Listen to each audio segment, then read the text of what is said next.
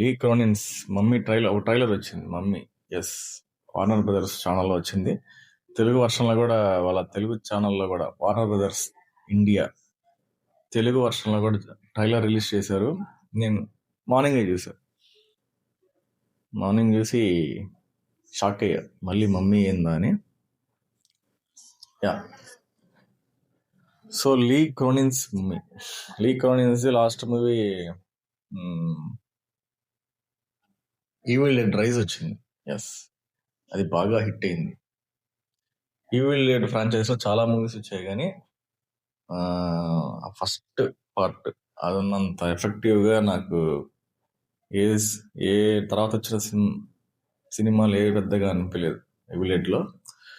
So మళ్ళీ evil Dead rise మనోడు తీసిన సినిమా బాగా బాగా కమర్షియల్ గా బాగా హిట్ అయింది. సో మనోడు దాంట్లోనూ డైరెక్షన్ వచ్చే సినిమా ఇది.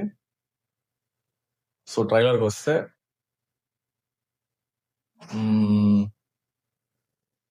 ఓపెనింగ్ సీనే మనకి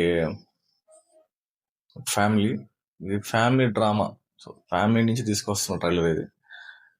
ఇద్దరు భార్యాభర్తలు, వాళ్ళ కూతురు 8 years బ్యాక్ తప్పిపోతుంది. నాకు తెలిసి ఒక ట్రైలర్లో ఒక క్లిప్ లో, ఒక ఫ్రేమ్ లో ప్లేన్ క్రాష్ లాగా ఉంటుంది. అరౌండ్ ఈజిప్ట్ ప్లేస్ లో ప్లేన్ క్రాష్ అయినట్టుంది మేబీ. సో వాళ్ళ కూతురు 8 years బ్యాక్ తప్పిపోతుంది. సో అనుకోకుండా వన్ డే కాల్ వస్తుంది, ఇలా మీ కూతురు దొరికింది మాకు అని చెప్తే, కట్ చేస్తే వాళ్ళ కూతురుని చూడడానికి వెళ్తారు. మొత్తం అంతా ఆల్రెడీ దాని ఏమంటారు, ఎగ్జాసిజం అదేనా, ఆల్రెడీ ఎఫెక్ట్ అయి ఉంటుంది ఆ అమ్మాయి. సో బాగా అనిపించింది, సౌండ్ ఎఫెక్ట్స్ చాలా బాగున్నాయి. ఆ మూడ్లోకి తీసుకెళ్ళాడు స్లోగా, ఆ మూడ్లోకి తీసుకెళ్ళాడు, చాలా బాగా అనిపించింది. సేమ్ ఇష్యూ ఇది కూడా, కలర్స్ ఇష్యూ, కొంచెం వైబ్రెంట్ కలర్స్ తో ఇదే ఇష్యూ. ఎక్కువసేపు చూడలేకపోతాం, అంత ఎల్లో ఇష్యూగా ఉంది, ఎక్కువ yellow issue colour tint. Sound effects చాలా బాగున్నాయి.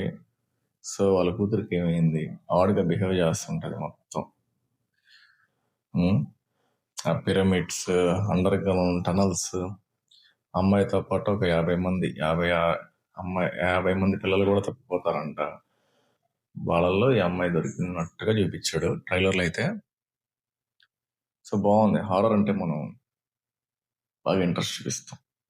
నేను కూడా హారర్ షార్ట్ ఫిల్మ్ తీసా, కానీ వన్ డే కాదు, హాఫ్ డేలో తీసా. బాగా తీద్దాం అనుకున్నా కానీ అది బిస్కెట్ అయిపోయింది. ఒకసారి చూడండి, మన ఛానల్లో గ్రీన్ లిప్ స్టూడియోస్ ఛానల్లో ఉంటుంది, చూడండి కుదిరితే ఒకసారి.